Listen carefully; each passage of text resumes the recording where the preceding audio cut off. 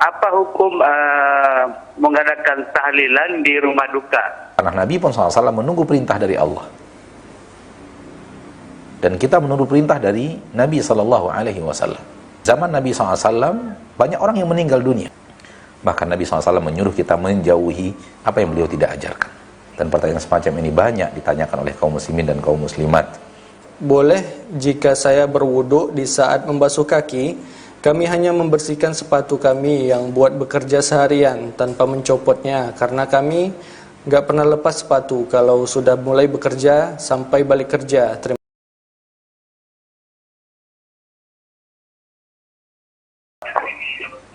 Apa hukum mengadakan tahlilan di rumah duka? Baik. Itu saja Bapak. Baik Pak. Apa hukum mengadakan tahlilan di rumah duka? Baik Bapak, sudah. Baik, barakallahu fiik. Saudara kita dari Sulawesi, Masya Allah, tabarakallah. Rasulullah SAW adalah suri tauladan kita, dan diwajibkan kita untuk mencontoh Rasulullah SAW. Karena satu-satunya utusan Allah kepada kita adalah Nabi Muhammad sallallahu alaihi wasallam. Dan Nabi Muhammad SAW diajarkan oleh Allah agama agar Rasulullah SAW, agar Nabi SAW mengajarkan kepada kita. Dan Nabi mengamalkannya, mempraktekkannya apa yang beliau ajarkan kepada kita. Dan tugas kita adalah mengikuti. Tugas kita adalah mengikuti apa yang diajarkan Nabi sallallahu alaihi wasallam. Manakala Nabi perintahkan sesuatu dalam agama kita, maka kita kerjakan. Manakala tidak diperintahkan, maka tidak kita kerjakan. Karena Nabi pun SAW menunggu perintah dari Allah. Dan kita menunggu perintah dari Nabi SAW. Terkhusus pertanyaan tentang tahlilan. Tahlil sebenarnya kalimat yang baik dan bagus. Kalimat yang afdol di permukaan bumi. Karena tahlil maknanya la ilaha illallah. Mengucapkan la ilaha illallah adalah tahlil. Dan Nabi SAW mengatakan bahwa kalimat yang paling afdol adalah, zikir yang paling afdol adalah la ilaha illallah. Dan la ilaha illallah adalah kunci pintu surga. Miftahu al-jannah. Maka tahlil adalah hal yang baik luar biasa. Namun tahlil bukanlah tahlilan. Karena tahlilan adalah mengucapkan la ilaha illallah bersama-sama di rumah seseorang yang sudah meninggal. Maka ini sudah bukan sekedar tahlil, tapi sudah sebuah kaifiyat yang lebih besar daripada sekedar tahlil. Dan kalau kita ingin mencontoh Nabi kita tercinta Muhammad sallallahu alaihi wasallam, maka sangat jelas di zaman Nabi SAW banyak orang yang meninggal dunia. Banyak orang yang meninggal dunia, banyak para sahabat meninggal dunia. Istri Nabi pun meninggal dunia. Anak Nabi Muhammad SAW meninggal dunia. Cucu Nabi Muhammad SAW meninggal dunia. Sahabat-sahabat Nabi yang mulia meninggal dunia. Sepupu Nabi Muhammad meninggal dunia. Paman Nabi Muhammad SAW meninggal dunia. Banyak sekali, ratusan yang meninggal dunia. Namun pernahkah Nabi SAW melakukan acara seperti yang ditanyakan? Seperti itu Nabi lakukan di rumah duka?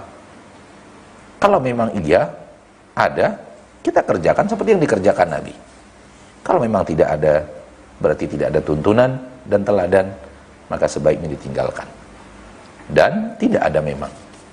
Tidak ada Nabi SAW berkumpul bersama para sahabat, ridwanullahi alaihim ajma'in, di rumah duka, lalu kemudian mengucapkan tahlilan bersama-sama, melakukan acara tahlilan bersama-sama. Maka ini tidaklah sesuai dengan apa yang diajarkan Nabi SAW. Kalau ataupun kita mengatakan baik, itu kata kita. Sementara Nabi tidak pernah ajarkan.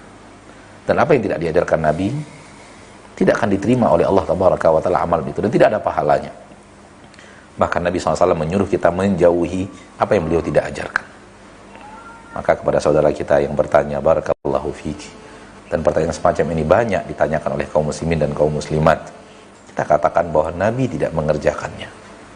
Dan kita sebagai umat wajib mencontoh Nabi sallallahu alaihi wasallam. Nah, syukuran Ustadz atas jawabannya serta penjelasannya. Semoga bisa dimengerti ya untuk Bapak Akbar di Gorontalo dan untuk kita semua yang mendengarkan. Baik, selanjutnya sudah ada penelpon yang masuk. Ya, halo, assalamualaikum. Halo, assalamualaikum.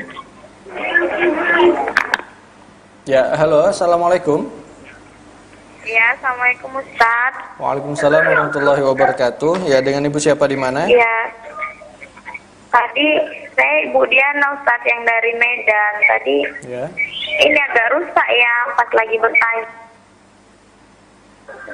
Oh ya. Nah, Yang masalah tadi Ustaz tentang anak sekolah tadi. Iya. Silakan dengan pertanyaannya, Bu. Silakan, Ibu. Ya, anak sekolah kan lagi diliburkan Ustaz, tapi gurunya tadi tetap menyuruh membayar uang sekolah. Baik. Jadi gimana itu ya Ustaz hukumnya, dan anak-anak yang di pondok Ibu itu tidak- kan libur. Maaf, tadi Ibu tidak mendengarkan jawaban kah?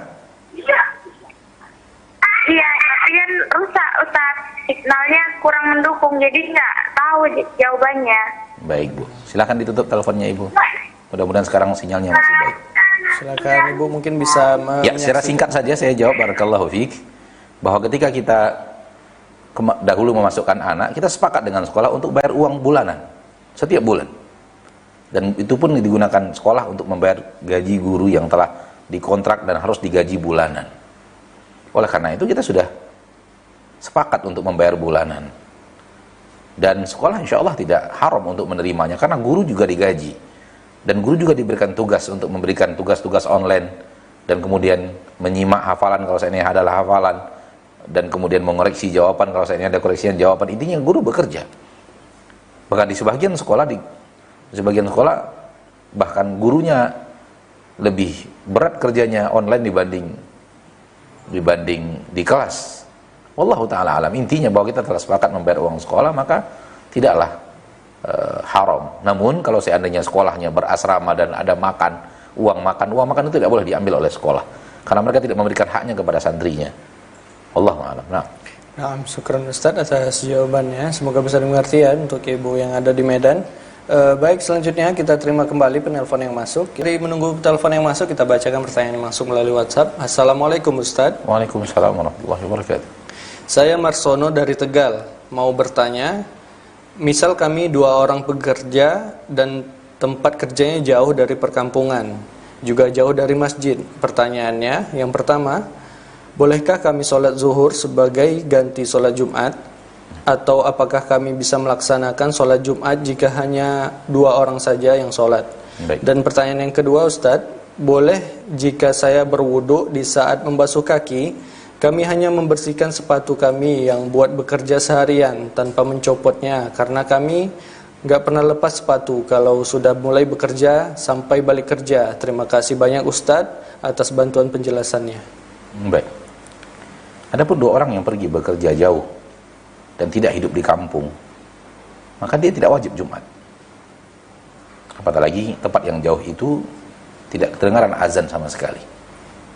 Karena kewajiban Jumat adalah untuk orang yang bermukim di suatu perkampungan.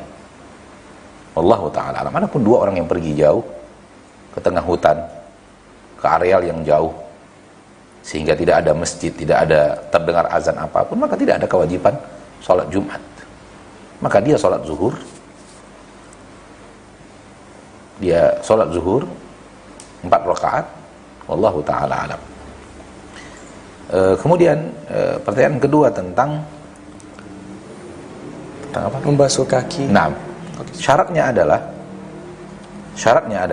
bahwa ketika kita akan memasang kaos kaki dan sepatu, kita harus dalam keadaan berwudu. Kita harus dalam keadaan berwudu. Setelah dalam keadaan berwudu, baru kita pasang kaos kaki, baru kita pasang sepatu. Nah, kalau seandainya kita sudah dalam keadaan berwudu, lalu kita pasang kaos kaki dan sepatu, kemudian kita batal wudu, maka tidak perlu kita copot sepatu. Cukup kita berwudu sebagaimana biasa, sampai giliran kaki, kita ambil air dengan kedua telapak tangan kita, lalu kita buang. Setelah itu kita sapukan, satu di atas sepatu sebagian sebelah kanan, yang satu lagi di atas sepatu sebelah kiri. Dan hal ini dilakukan oleh Nabi dan para sahabat ridwanullahi alaihim ajma'in. Ini namanya al-mashu 'alal khuffain, al-mashu 'alal khuffain. Namun syaratnya adalah ketika kita akan pasang kaos kaki dan sepatu harus dalam keadaan berwudu. Setelah itu buang air besar, buang air kecil, buang angin dan yang lainnya, maka tidak mesti harus membuka sepatu. Wallahu a'lam. Nah.